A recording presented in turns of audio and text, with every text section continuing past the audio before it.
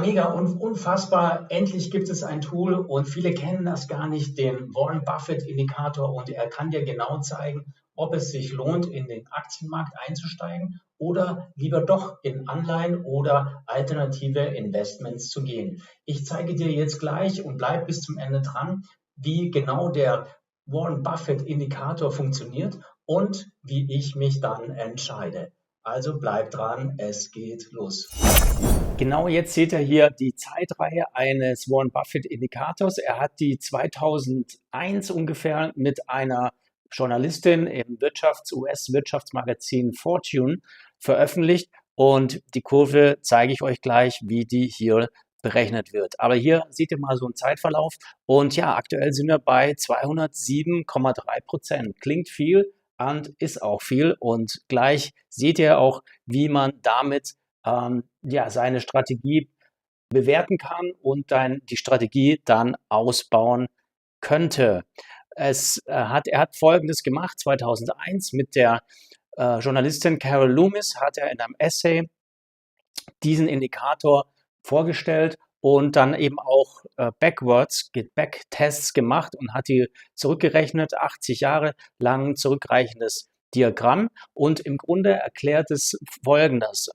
Dieser Indikator nimmt hier die 5000 Unternehmen, die in diesem Marktindex Wilshire 5000 Total zusammengefasst sind, also kleine amerikanische Unternehmen, die machen hier 70% dieses ganzen Wilshire-Indexes aus, und die teilt er dann durch das US-amerikanische GDP, also Gross Domestic Product, oder bei uns sagt man Bruttoinlandsprodukt. Früher war es das Bruttosozialprodukt, jetzt ist es das BIP, das Bruttoinlandsprodukt der Vereinigten Staaten von Amerika.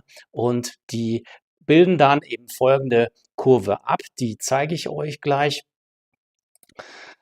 Hier seht ihr eine Zeitreihe. Da ist nochmal oben links die Formel, also der Indikator berechnet sich dieser Wilshire Index 5000 durch das nominale BIP oder GDP. Und jetzt haben wir hier zum Beispiel bei 2008 war ja die Finanzmarktkrise und die Aktien sind abgestürzt. Dann ist dieser Index auf 56,6% abgestürzt, weil einfach eine Unterbewertung und ein Überverkauf der Aktienmärkte stattfand. Das Mittel ist so bei 103%, und da ist dann eine neutrale Bewertung, und alles, was dann irgendwie darüber liegt, und wir sind ja aktuell hier zum Beispiel bei 188%, aber ihr habt gerade gesehen, das sind die Daten aus dem November 2024, und die Daten aktuell liegen sogar drüber, und wir haben eine Indexbewertung von 207% aktuell bekommen. Also laut dem Indikator haben wir eine massive Überbewertung im Aktienmarkt.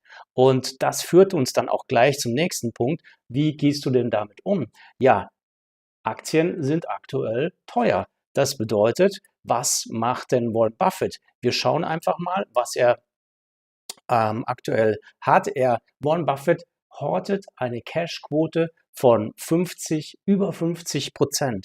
Ihr seht es hier ganz rechts. Er hat hier bei seinem Unternehmen Berkshire Hathaway ja auch Kapital, und das sind 276 Milliarden US-Dollar, die er hier sozusagen auf der hohen Kante liegen hat, also nicht mehr investiert in Aktien, und er hat die letzten 1-2 Jahre schon sukzessive diese Cashquote erhöht und weiter aufgebaut, also massiv. Nur bei Warren Buffett ist es nicht so, dass er diese 280 Milliarden US-Dollar unterm Kopfkissen liegen hat.